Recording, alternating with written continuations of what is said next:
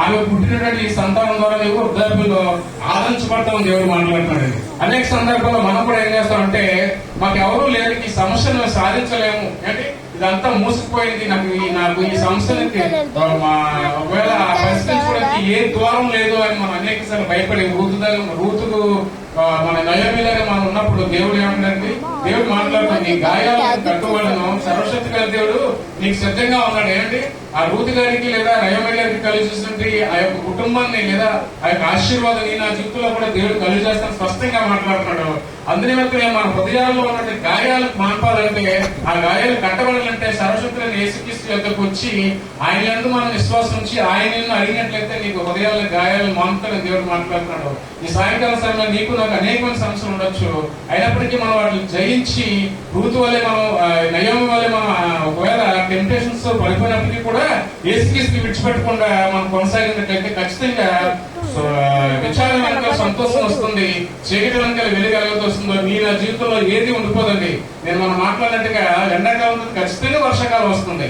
మనం ఎదురు చూడాలి, విశ్వాసం కలిగి నిరీక్షణ కలిగి ఓర్పు కలిగి ఉన్నట్లయితే ఖచ్చితంగా దేవుడు నీ నా హృదయంలో గాయాలు ఏదైతే ఉన్నాయో నీ మనసుకు తగిన గాయాలు మనుషులు ఎవరు బాగు చేయలేనప్పటికీ దేవుడు బాగు చేస్తాడని దేవుని వాక్యం స్పష్టంగా మాట్లాడుతుంది. ఇంకా రెండో విషయానికి వెళ్దాం. రెండో విషయం 1 సమయాల గ్రంథం 1వ అధ్యాయం 6-7 వచనం చదువుకోండి. అక్కడే ఉంటుంది కూడా. యెహోవా ఆమెకు సత్తువు లేకుండా చేసి ఉన్న హేతువును బట్టి ఆమె వైఖరియకు పెనిన్నా ఆమెను విసిగించుటకై ఆమెకు కోపం పుట్టించుచూ వచ్చెను. అంతే మేడం. 7 కూడా అయిపోయిందా?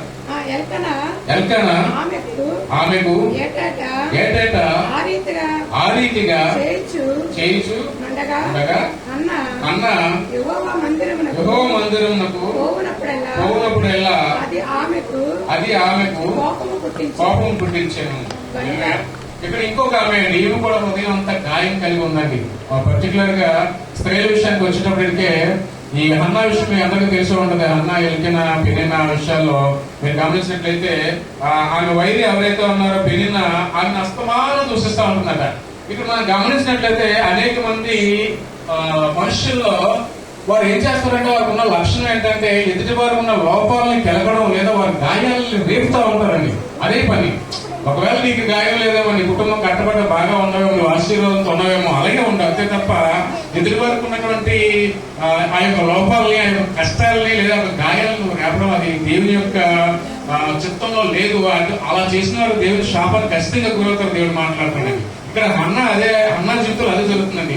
అన్న వైరినటువంటి పెనిన్నా ఆమె సంతానం కలిగి ఉంది, ఆమె కుమారులు కలిగి ఉంది, భర్త ఆమెను ప్రేమిస్తున్నాడు.